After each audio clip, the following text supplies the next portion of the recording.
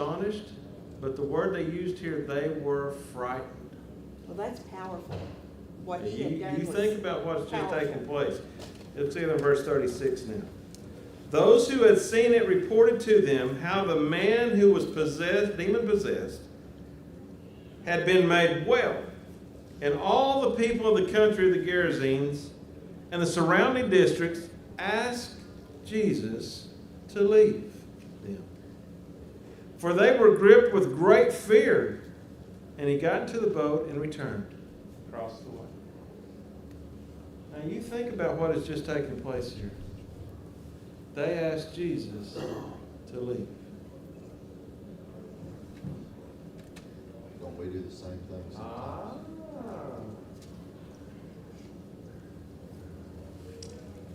They were uncomfortable. They were gripped with fear. And they asked Jesus to leave. Just like TJ was saying. JT was saying. Get everything back. We do that today. How many of us want to put Jesus on the back burner? How many? Not right now, Jesus. Not right now. They said, some people say, I'll go to church and dance because I'm going fishing this morning. Well, and so many times in our lives, Jesus is not first.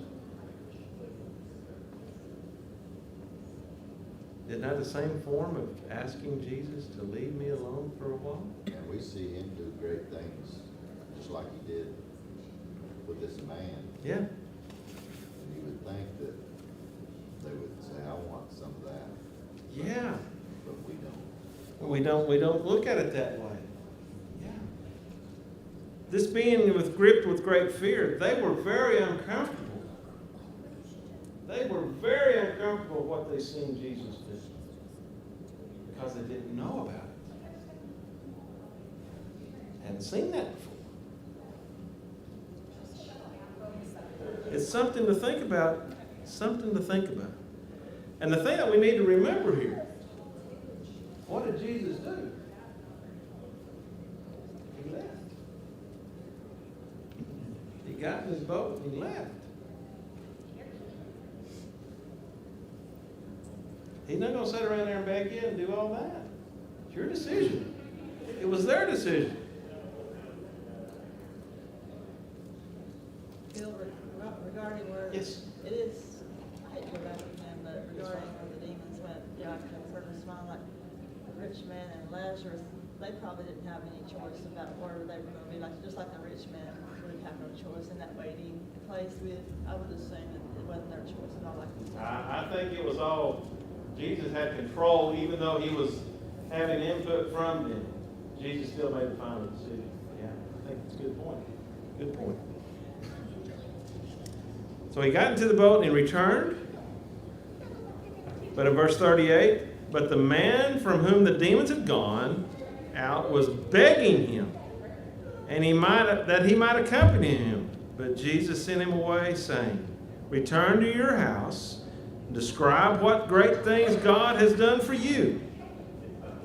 So when he went away, proclaiming throughout the whole city what great things Jesus had done for him. What did this man want to do that he had healed? What did he want to do? Close to you. Let me go with you, Jesus. Let me go with you. I want to go with you.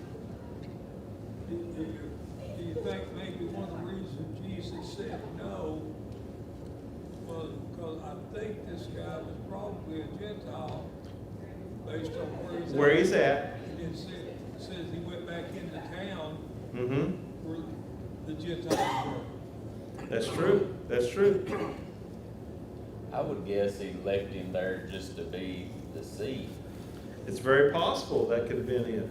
Yeah, even I would think in today's time, if somebody was demon possessed like that and then they were okay and said it was God, they probably think he was more crazy saying that God It saved could have him been. than But if someone says, well, what about, well, who is this Jesus?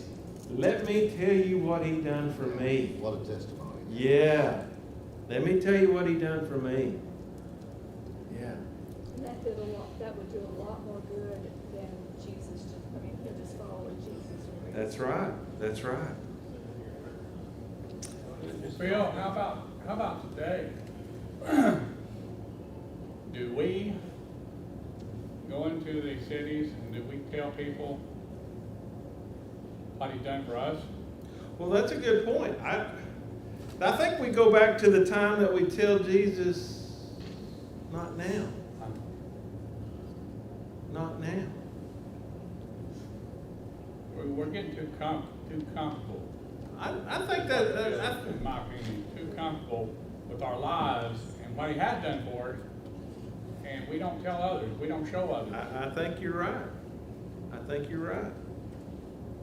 I've heard one preacher say one time, he said, we today as Christians, especially here in this country, we're soft. And I thought about that. We are. Because we don't have to work for it too hard to go serve God. You go to other places in the world, they have to sometimes hide to go services. Or even like Tim Yeah. Smith, when he brings us, some of those people travel Miles. 20, 25 miles by boat in, Yeah. alligator or whatever infested waters Yes. to get to church. Yes. And sometimes we feel like it's a burden if we have to get in the car and drive 10 minutes, Yes. whatever. And it just, we need to see that stuff more often. I think because that's a good point. I always Yes. feel so embarrassed or whatever after I watch one of those, how thrilled the people are over a shack with a tin roof and, wood walls. And here I complain sometimes about what I've got here, and they'll never see anything That's like right. that. I think about that, there's, Oh, me too. and once they receive the gospel, what do? They go out and proclaim the gospel throughout the country, telling them what Jesus has done for them. I agree, and I think maybe we are a little soft, and it's something that we need to kind of work on and think about, get a perspective about it. To those folks that have to travel 20 and 30 miles in a boat with piranhas in the water, and snakes as big as trees, there's some things is not right, and that's one of them. But they face those to serve God. They don't have air conditioning, they No. don't have heating, some of them don't Yes. even have windows in their building. If Yes. it's rain, the rain's gonna come in, but they go anyway. But we'd cancel services if the air conditioner or the heater wasn't working. We would. We'd have to go out there in a tree. We'd do something. We'd have to do something different for little minor things. It's just something to think about in the grand scheme of things, maybe we need to say. Would you say that means because they have less to lose, that God is more important to them? Could be.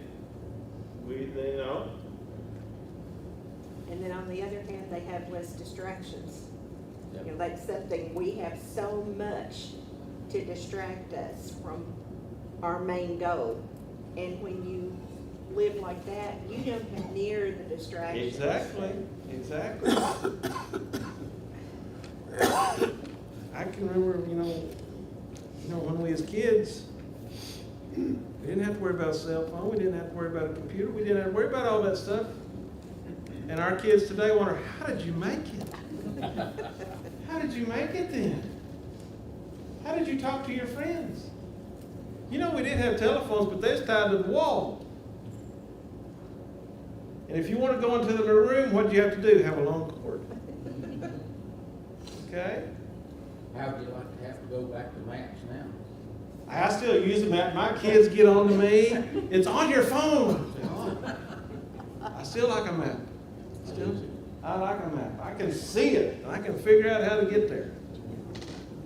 I'm still old school. I still like that. But that's right. Verse 40 now. Verse 40. And Jesus returned, and the people welcomed him, for they had been waiting for him. And there came a man named Jairus, and he was an official of the synagogue. And he fell at Jesus' feet and began to implore him to come to his house. For he had had an only daughter, about 12 years old. She was dying. But as he went, the crowds were pressing against him. Okay, there's one of these mental pictures here of what's taking place. The crowds were waiting on Jesus to come back. Here, an official of the synagogue. What does that tell you this man is? He's a Jew, but what else? He's a man of prominence in the Jewish world. He's just not an old boy that works. He's a man of prominence.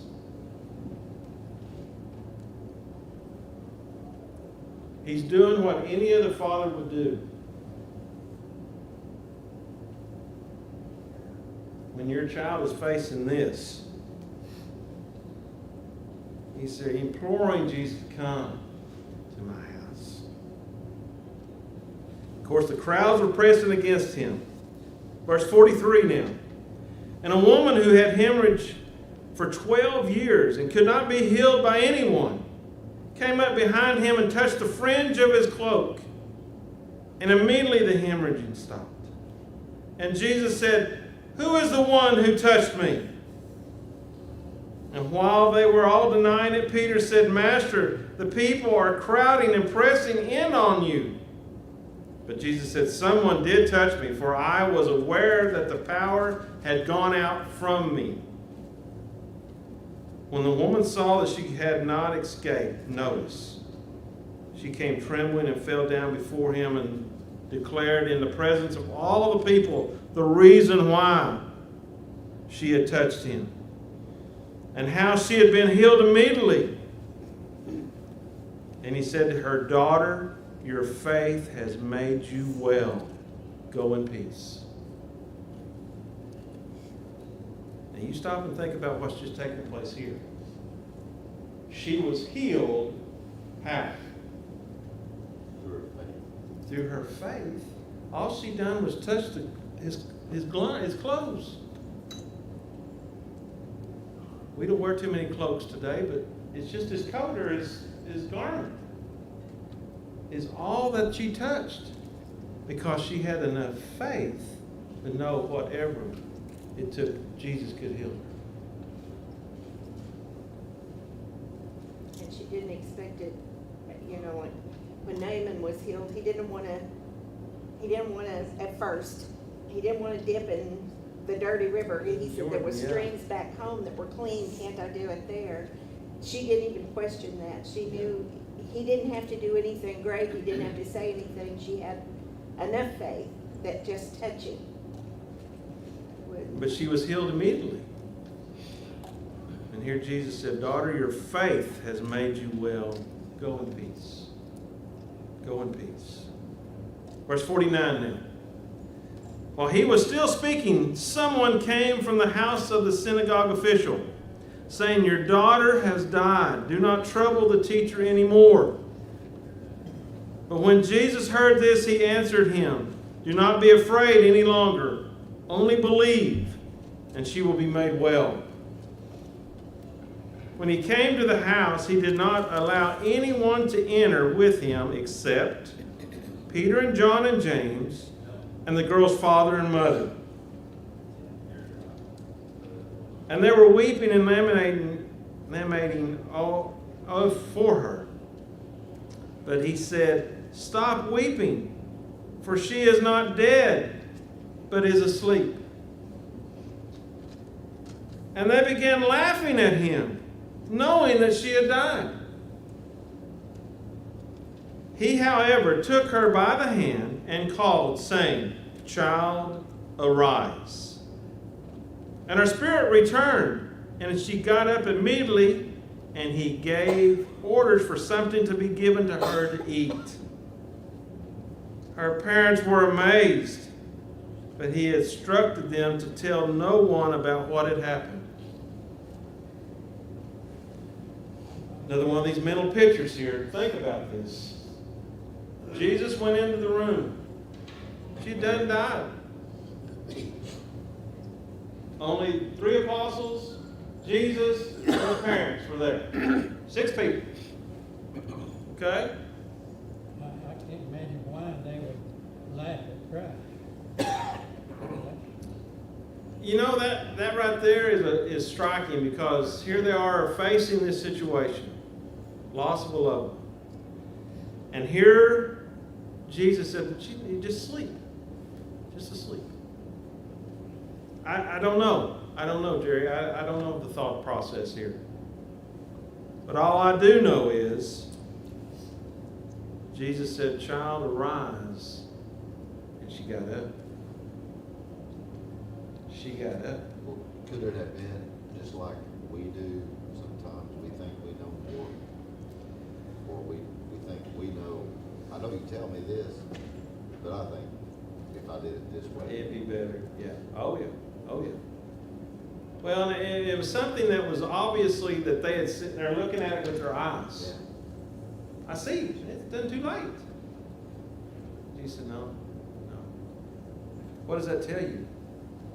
It's never too late. Yeah. Even though we think it's too late, it's not with Jesus. It's never too late when it comes to Jesus. Now, why do you think Jesus told them, he instructed them not to tell anyone about this? Why do you think Jesus said that? How's it going to be? How you going to hide something like that? He done came outside and told them, hey, it's too late. Tell anybody about this. Why do you think that? But he told others that he had healed to not tell anyone. That's true. That's But true. they did anyway. They couldn't keep it to themselves. I think if you was the parents of this young girl, I don't think you could keep them quiet. Well, and there again, so many already knew because they had, Came outside and told and them. they had come outside of the house, they'd gone to get him wherever he was to tell him she's already, because he had gone to find Jesus to see if he could heal her. And they come to find him and told him she was dead, so no, we don't know, but you would assume there were other people around him that would have heard that, and then all of a sudden she's back with him. I think the key thing that we need to remember is, did Jesus have to go in the house? Remember what, here a while back, we talked about one that he just spoke it and he said, go on back, it'll be taken care of, and they was healed. This was just something that Jesus done. He didn't have to go in the house. So, we're going to stop right there, and we'll take up with chapter 9 next week. Thank you.